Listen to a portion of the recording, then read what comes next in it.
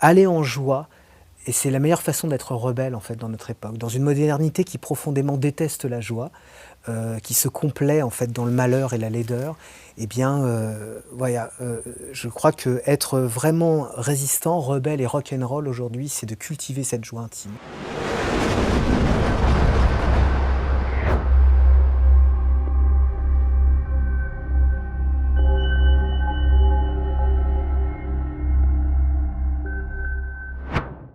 Bonjour à tous et bienvenue dans un nouveau grand entretien. Aujourd'hui, j'ai le plaisir de recevoir Jérémy Berriot, agrégé de philosophie et auteur, afin de parler de la sortie de son dernier ouvrage, Potion magique, qui s'affiche juste sur votre écran. Bonjour Jérémy Berriot. Bonjour Joséphine. Et pour commencer cet entretien, qu'est-ce qui vous a poussé à écrire cet ouvrage ? Alors, ce qui m'a poussé à écrire cet ouvrage, c'était je voulais écrire un ouvrage, mais qui tranchait un peu par rapport au précédent. C'est-à-dire que j'ai écrit plusieurs ouvrages de philosophie, de psychanalyse, des essais en fait qui ont plutôt une vocation, on va dire, universitaire. Et j'avais aussi publié il y a quelques années un recueil de poèmes, etc. Mais j'avais envie d'écrire de quelque chose de plus personnel, aussi de plus engagé. Qui me permettrait d'exprimer un petit peu tout le mal que je pense de cette société contemporaine et puis par là même aussi exorciser un petit peu de mes angoisses, exprimer un petit peu mes indignations en fait, j'avais pensé au départ à ce qui correspondait davantage à ma formation, c'est-à-dire un essai, un pamphlet éventuellement. Et puis, outre le fait que ça a déjà été fait, c'est déjà fait très très bien par des auteurs que j'admire beaucoup, une critique de la société contemporaine, je ne voyais pas je voyais pas ce que j'avais ajouté de plus qu'eux. Et puis en plus, soit le pamphlet m'aurait paru un petit peu trop violent, acide, et c'était pas ce que j'avais envie d'exprimer. Je voulais pas quelque chose d'agressif, je voulais quelque chose effectivement de piquant, mais pas de violent et de violemment désespéré.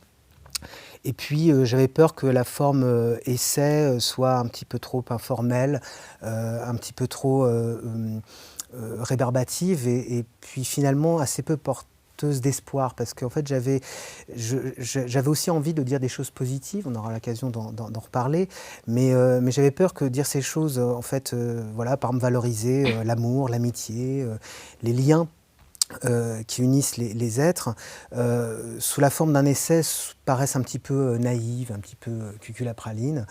Et je me suis dit que en incarnant ces choses-là en fait, dans des personnages, en donnant vie en fait, à ces liens que je voulais mettre en avant, eh bien, ce serait de nature à beaucoup plus toucher et convaincre. Alors après, je n'étais pas mon premier galop d'essai. J'ai déjà essayé plusieurs fois d'écrire de la fiction, des nouvelles, des romans, mais ça n'avait jamais pris. En fait, soit mes personnages n'étaient pas viables, les situations étaient trop artificielles. Et là, en fait, je sais pas, j'étais comme touché par la grâce. Enfin, en tout cas, c'est-à-dire que j'étais inspiré, et puis ça s'est fait tout seul, de manière assez naturelle et dans la joie. Et voilà, donc j'écrivais, et puis ça fonctionnait, puis les personnages prenaient vie, les situations naissaient, et j'étais comme un peu le spectateur de ce que j'écrivais, quoi. C'était un sentiment très agréable, en fait. J'ai pris beaucoup de plaisir, en fait, à écrire cela. C'est beaucoup moins pénible et ardu que d'écrire un essai avec les lectures, les recherches qu'on doit faire, tout le travail de conceptualisation, etc. Et là, je me suis laissé un peu porter par la plume, en observant le monde qui m'entourait. Voilà. Et donc, cette potion magique est née, quoi. Voilà. Donc votre roman Potion magique est une satire dystopique, mais vous notez quand même que le réel l'est déjà partiellement devenu. Selon vous, quels aspects du monde contemporain ont nourri cette fiction ? C'est-à-dire que, en fait, c'est-à-dire que j'ai même pas eu le sentiment de faire une satire, mais tout simplement de transcrire un réel qui est déjà par lui-même satirique, qui est déjà devenu lui-même autoparodique. C'est-à-dire que parfois j'essayais sur le registre de l'humour, j'essayais de forcer le trait, de caricaturer, Mais en fait, j'avais la surprise mauvaise parfois de m'apercevoir que lorsque, par exemple, je créais un personnage loufoque, grotesque, qui me paraissait complètement excessif, 2 semaines après, on voyait surgir quelque chose de tel, en fait, dans les médias, dans la politique. Et je trouve qu'en fait, le réel est devenu tellement burlesque, grotesque et absurde, autoparodique, que finalement, comme disait Philippe Muret, j'ai le sentiment qu'il fallait juste le mettre entre guillemets, le citer pour qu'il soit drôle, en fait. Et voilà, je pense que je me suis... Enfin, je sais pas, quand on voit, on pourrait dénombrer tous les personnages de la sphère publique, surtout en politique. Enfin, aujourd'hui, on a quand même des cadors, je veux dire, du burlesque. Je pense dernièrement, on a vu Rachida Dati avec son en éboueur. Oui. Je pense aussi à ce député animaliste qui nous expliquait que plutôt que d'assainir Paris des rats qui commencent à l'infester, il fallait au contraire apprendre à vivre ensemble et à vous voyez, à se réconcilier avec les rats. Enfin, ces personnages loufoques, en fait, sont des personnages de la vie réelle, quoi. Je pense à... Bon, alors après, il y a évidemment notre inénarrable président qui a un rapport complètement psychotique, voire pervers au langage, les en même temps, on a des ministres de l'économie qui écrivent des romans porno, des ministres des Affaires étrangères semi-analphabètes. Enfin, c'est même plus du Molière, en fait. On est carrément dans les Monty Python, je trouve. Et c'est cet aspect complètement loufoque de cette société que je voulais mettre en avant, en fait. Voilà. Et bien justement, pour revenir aux personnages, dans votre ouvrage, on trouve quand même des personnages très marqués, tels qu'un enfant placé malgré lui au cœur d'un processus de transformation identitaire. On a aussi un médecin aux ambitions délirantes, justement, des élites corrompues, un chef d'État adolescent et manipulé. Pourquoi avoir choisi d'incarner cette satire à travers ces personnages qui sont quand même très excessifs ?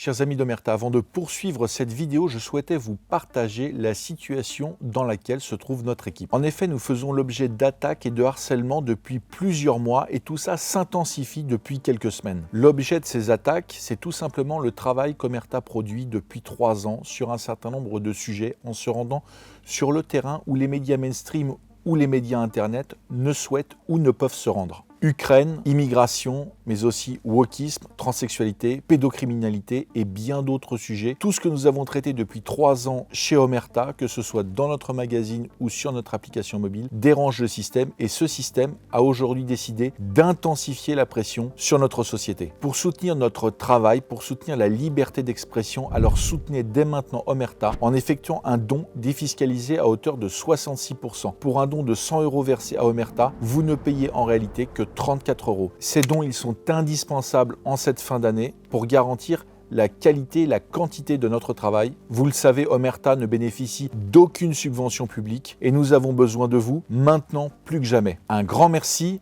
et bon visionnage. J'ai envie de poser la question, est-ce qu'ils sont si excessifs que ça, quoi ? Finalement, vous voyez, je vous ai parlé tout à l'heure en l'occurrence, des gens de la sphère politique. Mais par exemple, même dernièrement, j'ai entendu parler d'un néo-nazi allemand qui avait été condamné en fait à une peine de prison. Et il a demandé et obtenu un changement de genre pour pouvoir en fait effectuer sa peine dans un pénitencier pour femmes. Et il l'a obtenu. Enfin, je dis, mais là, on est dans un délire complet et tout est excessif, en fait. Je trouve que j'ai pas eu le sentiment tellement que ça de forcer le trait. Vous voyez, par exemple, j'avais, je vais pas divulgacher le roman, mais à un moment donné, je me souviens, il y a une scène, qui malheureusement aujourd'hui se banalise, une scène de tuerie épouvantable dans un collège. Et puis avec des meurtres au couteau, etc. Et puis dans mon roman, le ministre de l'Éducation, enfin il s'appelle pas ministre de l'Éducation, et il propose d'ouvrir le débat sur le fait de remplacer par exemple les couverts en inox de la cantine par des couverts en plastique, vous voyez. Donc, ce qui est complètement débile et absurde, vous voyez, comme solution. Oui. Et en fait, quelques semaines après, vous vous souvenez de cette histoire où on a eu une histoire d'une tuerie, pareil, épouvantable, glauque au couteau, et notre Premier ministre qui, en fait, propose comme solution d'interdire la vente de couteaux aux mineurs. Vous voyez, et je me dis, mais c'est pas possible. Enfin, je dirais que c'est pas moi qui suis, ni mes personnages qui sont excessifs, c'est le réel qui a commencé à être excessif, en fait, qui est devenu, en fait, qui déborde sa propre satire, quoi. Voilà, donc j'ai pas eu le sentiment, finalement, de tant en rajouter que ça, en fait. Hélas. Voilà. Mais il y a quand même un point positif dans votre roman. Vous avez choisi d'introduire un noyau familial comme justement un contrepoids humain, dans un univers qui est dominé par la folie. Pourquoi ? Parce que, déjà, enfin, parce que c'est quelque chose dont je suis profondément convaincu. J'ai le bonheur, en fait, d'être père de famille et un époux heureux. Et le cocon familial est pour moi vraiment le lieu de la joie et le lieu de la résistance, en fait, qui empêche de devenir fou dans un monde qui, lui, en fait, part complètement en quenouille.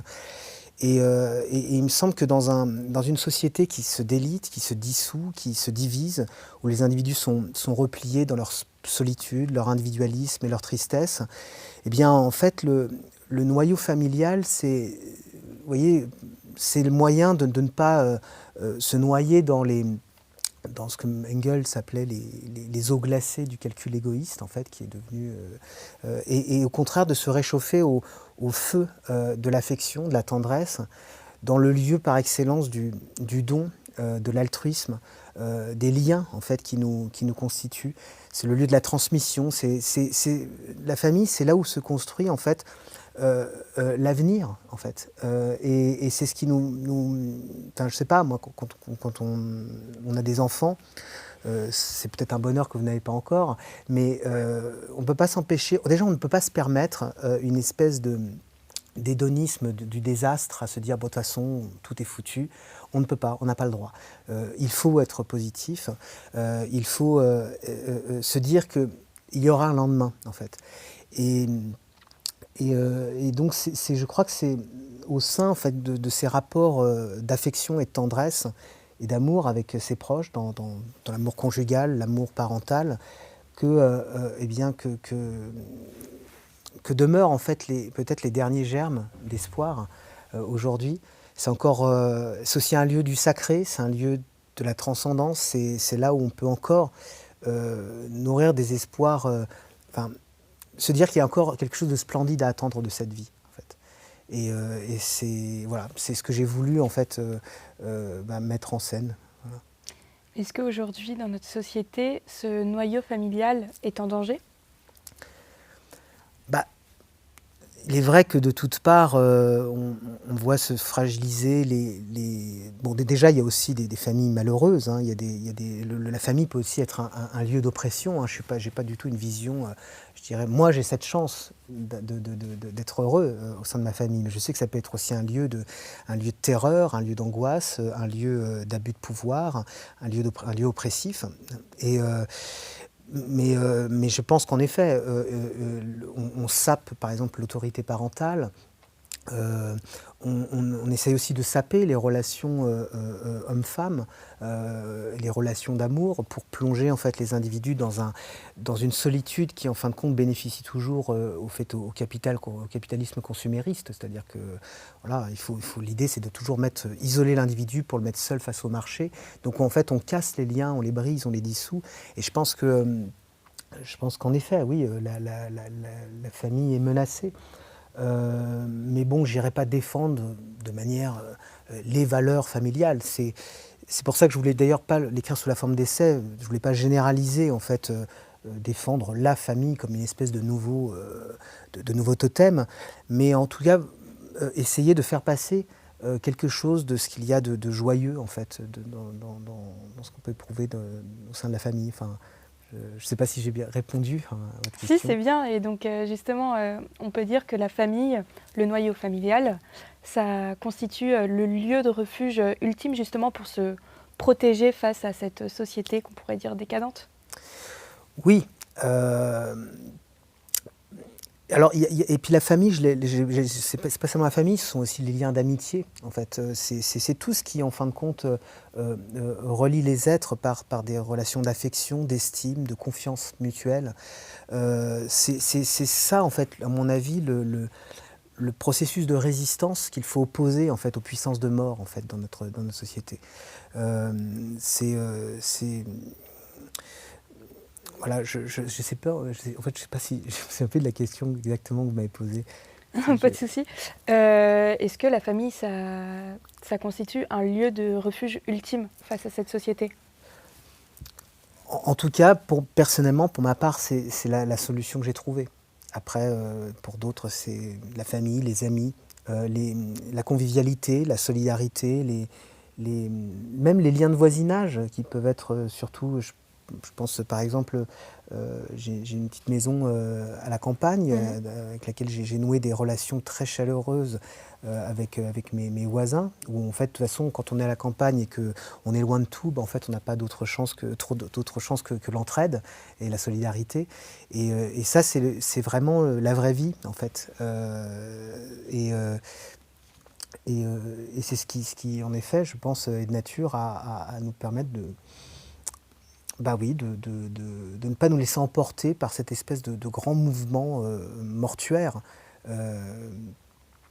cette espèce d'aide à mourir en laquelle consiste finalement aujourd'hui toute notre société, quoi. Oui. Alors, vous touchez à des questions de pouvoir, de corruption, de sciences dévoyées, mais aussi d'identité et de manipulation sociale. Comment avez-vous abordé ces sujets pour qu'ils servent la satire, mais sans pour autant que ça tombe dans la caricature gratuite?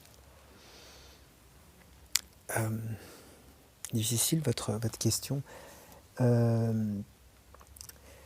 C'est-à-dire que les affaires de corruption, enfin, je veux dire, tous les jours, on entend parler de choses. On est saturé, quoi, par ça. On entend toujours, tous les jours, des choses incroyables en matière de corruption, d'abus de pouvoir. On est une société qui, je trouve, se durcit en termes de restrictions faites sur les libertés. Une oligarchie prédatrice, déviante et cynique, de plus en plus ouvertement, je dirais, décomplexée. Un recul, en effet, du débat démocratique, rationnel et apaisé au profit, en fait, d'une espèce de violence stupide qui ruine, en fait, les possibilités politiques. Et j'ai eu envie, dans ce contexte-là, de me moquer un petit peu de cette grande sottise généralisée qu'est devenue notamment la scène politique, médiatique aujourd'hui. Alors, je vais revenir sur autre chose. Donc, dans votre roman, on a quand même un personnage, donc un enfant placé malgré lui au cœur d'un processus de transformation identitaire. Qu'est-ce que vous avez voulu dénoncer vraiment à travers ce personnage et en quoi c'est le reflet vraiment d'une société qui va pas bien? C'est-à-dire que il ne s'agit pas simplement pour moi de dénoncer les abus possibles concernant toutes les opérations de réassignation de genre, etc. C'est-à-dire que je me garde bien aussi d'avoir une position tranchée, radicale à ce sujet, parce que je peux tout à fait concevoir, par exemple, qu'on puisse éprouver un problème de dysphorie de genre, mais les personnes qui souffrent en fin de compte de ces troubles d'identité, on doit pouvoir, je veux dire, les aider et leur donner à la fois notre compassion, notre solidarité. Mais je pense qu'il y a quelque chose de très dangereux à ne pas préserver l'enfance de ce qui, après tout, ne pourrait être qu'une mode, qui est une solution facile à porter aux problèmes que rencontre un adolescent. Tous les problèmes, être adolescent, c'est être mal à l'aise, mal dans sa peau. Oui. C'est ne pas savoir comment habiter son corps. Et ces problématiques-là ne doivent pas être systématiquement rabattues sur des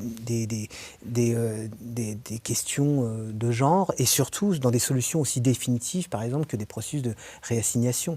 Je ne sais plus qui disait, il y a un écrivain qui disait, si tous les enfants savaient ce qu'ils voulaient devenir plus tard, eh bien nous aurions un monde peuplé de princesses et de cow-boys. Je pense qu'il faut laisser à l'enfance le temps de l'enfance. Je pense qu'il faut aussi laisser à l'adolescence le temps de l'adolescence et préserver en fait l'enfance. Et en fait, j'ai un personnage en effet qui incarne cette enfance sacrifiée, cette enfance malmenée et détruite par en fait une idéologie perverse. D'ailleurs, c'est presque un pléonasme, hein, toute idéologie est par nature perverse en vérité. Et puis c'est aussi cette société qui est profondément haineuse à l'égard de l'enfance et de l'avenir que représente l'enfance. Cette société, vous voyez, no child, no kids, c'était adulte only, vous voyez, maintenant c'est de plus en plus des mariages sans enfants, il y a des lieux maintenant sans enfants. D'une manière générale, cette culture de la mort, en fait, qui pourrit en fait notre société. Et j'ai voulu, voilà, en fait, décrire comment, en fin de compte, il est très facile, finalement, de faire du mal, d'abuser un enfant, et que nous avons le devoir, de protéger, en fait, simplement cette enfance. Je sais pas,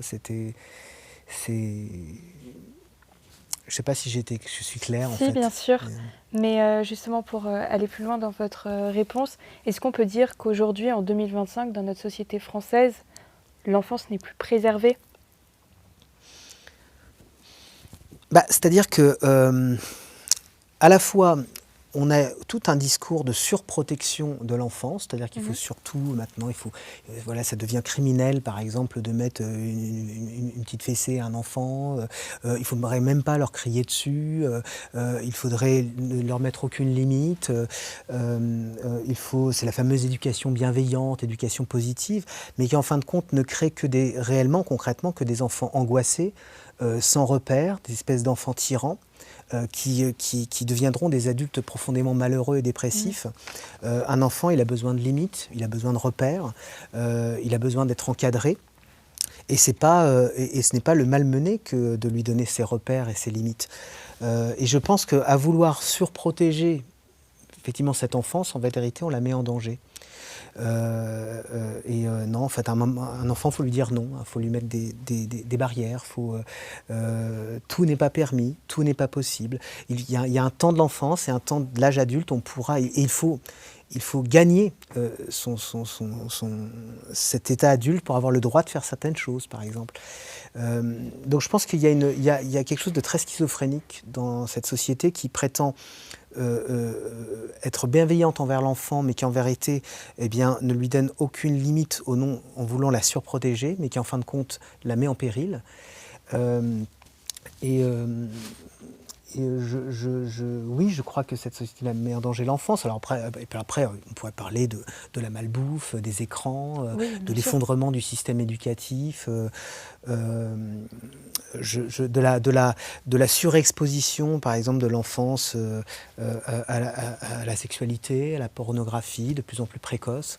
Vous voyez, par exemple, moi je suis enseignant, j'ai entendu même récemment, par exemple, un enfant de 6e qui n'allait plus en cours, il était devenu complètement accro à la pornographie sur son smartphone, et il passait des heures et des heures dans les toilettes du collège en 6e, et il n'allait plus en cours parce qu'il était accro à la pornographie, par exemple. Ce genre de choses, c'est pas possible qu'on le laisse advenir, quoi. Vous voyez, c'est des choses épouvantables.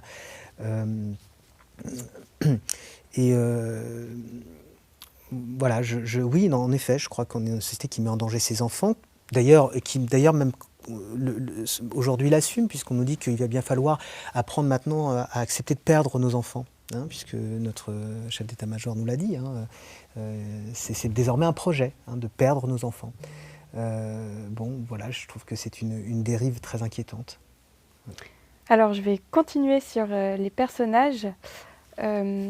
Toujours dans le même registre, vous parlez d'élites corrompues. Comment vous avez fait pour construire ces personnages ? De quoi vous êtes-vous inspiré ? C'est pas difficile, hein. Il y a qu'à observer. Je sais pas, il y a tous les jours des scandales de corruption, que ce soit en France, que ce soit en Ukraine, en Russie, aux États-Unis, partout dans le monde. On entend à chaque fois des scandales. Donc ça, je crois que c'est pas difficile en fait de trouver des exemples, hein. Et je crois pas être particulièrement complotiste ou imaginatif en évoquant voilà ces scandales de corruption quoi. Enfin, bon, Ça aussi, ça reflète une société malade? après, je pense qu'il y a toujours eu de la corruption. Je pense que je pense que le pouvoir est essentiellement corrupteur et corrompu, de toute façon, hein, et ça date pas d'hier. Bon. Mais oui, il s'agissait un petit peu d'égratigner justement ces figures qui se prétendent respectables, qui se prétendent nous représenter, qui prétendent nous donner des leçons, qui prétendent mieux savoir que nous, en fait, ce qui est bon pour nous. C'est-à-dire qu'on a de plus en plus, je trouve, oui, une soi-disant élite, enfin une classe dominante plutôt, qui est de plus en plus, je dirais, à la fois stupide, vulgaire, corrompue, et qui est de plus en plus arrogante et méprisante, et qui prétend en effet mieux savoir que ces peuples, que les peuples, ce qu'il convient de faire et de réaliser. Et je pense que c'est pas seulement de la corruption financière, je pense qu'il y a de la corruption intellectuelle, de la corruption morale, je trouve, qui est très significative d'un esprit petit bourgeois, en fait. Je trouve qu'on a...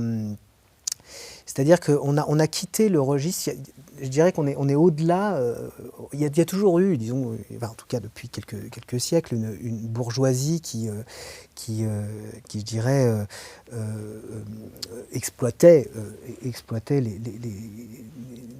les peuples, mais qui avait quand même au moins le souci d'une certaine respectabilité, qui avait le souci, je dirais, d'incarner une certaine élite intellectuelle, morale, même s'il y avait beaucoup d'hypocrisie là-dedans, mais il y avait une certaine retenue. Et je trouve qu'aujourd'hui, il y a une décomplexion, une absence totale de retenue dans cette classe élitaire petite bourgeoise, qui se caractérise par son inculture, par sa sottise, par sa vulgarité, par sa mauvaise éducation.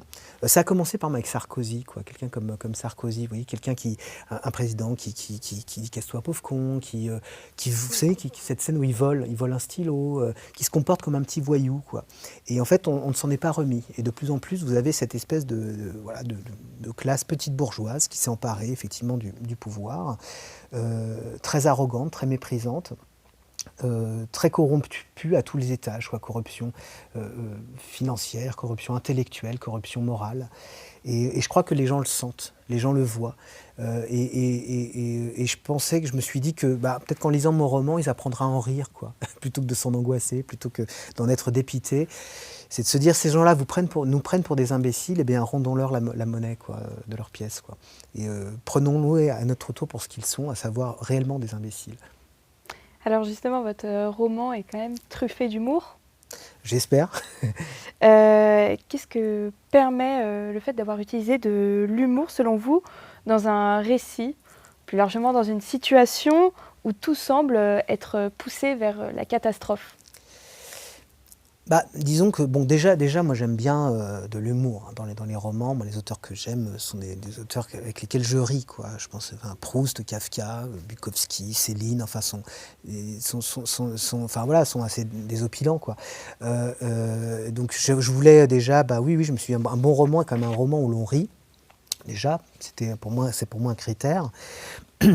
Et puis, je pense aussi que c'est une certaine posture à la fois de lucidité, de préservation. C'est-à-dire que c'est se tenir à la bonne distance, me semble-t-il, l'humour. C'est-à-dire que c'est voir avec lucidité, par exemple, le monde se déliter, toutes les horreurs, effectivement, c'est-à-dire que c'est ne pas se les cacher, c'est ne pas faire l'autruche, mais c'est aussi ne pas non plus, en même temps, se laisser emporter par cette catastrophe à laquelle c'est se maintenir justement à distance à distance de la catastrophe, tout en la regardant lucidement, tout en gardant conscience. Et voilà, c'est une façon je dirais, d'être lucide tout en restant intact. Et puis, je dirais que l'humour, c'est toujours le rire, en fait, c'est toujours le triomphe de la vie. En fait, c'est que on peut, et notamment dans l'humour noir, c'est de se dire que jusque dans les confins les plus reculés de la mort, en fait, la vie triomphe encore. Alors, dans un univers très sombre, vous laissez pourtant, dans votre roman, une place à l'amour, à la tendresse, à des formes de salut. Pourquoi était-il important pour vous de ne pas céder totalement au pessimisme ?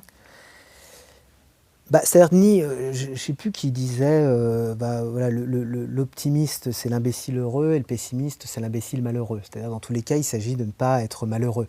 Je pense qu'on peut avoir un pessimisme, que je dirais un pessimisme de constat, c'est-à-dire se dire, oui, le monde va mal, cette société va mal. C'est-à-dire ne pas être dans un optimisme béat et finalement de mauvaise foi, enfin un optimisme qui n'existe qu'au prix d'un aveuglement. Mais en même temps, il s'agit de ne pas avoir un pessimisme de perspective ou de prospection, c'est-à-dire que c'est un luxe, je trouve, qui est vain et coûteux, de se dire que finalement tout continuera à aller mal. C'est-à-dire qu'il ne s'agit ni d'être dans un espoir béat, ni d'être dans un désespoir complaisant, mais de croire à ce que j'appellerais l'inespéré. C'est-à-dire ce qui est vraiment la catégorie de la vie, quoi. L'inespéré, c'est ce qu'on éprouve à la rencontre d'un amour, c'est ce qu'on éprouve à la naissance d'un enfant désiré. C'est que la vie a toujours quelque chose de surprenant, qu'il y aura toujours un lendemain, qu'il y a toujours des ressources de nouveautés que la vie nous réserve et par laquelle elle nous préserve. Et donc, voilà, je dirais que c'est une manière, voilà, qu'il faut conserver cette foi en fait en la vie, dans les forces aussi de capacité de résistance de la vie. Je pense à tous ceux qui par exemple ont un jardin et on fait un peu de jardinage. On sait très bien que dès lors qu'on essaye de désherber, par exemple, qu'on s'attaque à des ronces, qu'on s'attaque aux mauvaises herbes, ça résiste. Même les végétaux ont une puissance de résistance incroyable.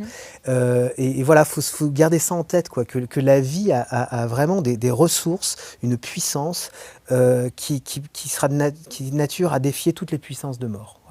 Et c'est ça, en fait, je dirais, mon optimisme.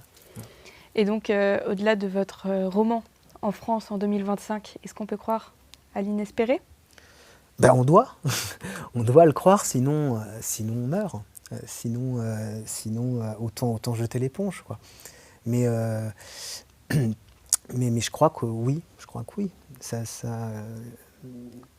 Je pense que la vie nous réserve de bonnes surprises. Et donc, selon vous, quel état d'esprit face à tous les événements politiques qui nous entourent, auxquels on est exposé, etc., quel état d'esprit on devrait adopter ? Une sorte de résilience ou... Nous y sommes contraints déjà à la résilience, mais je dirais que j'ai pas. En fait, c'est d'ailleurs pour ça que j'ai fait un roman et pas un essai, c'est qu'en fait j'ai pas de message moi à transmettre, j'ai pas de leçon en fait à donner.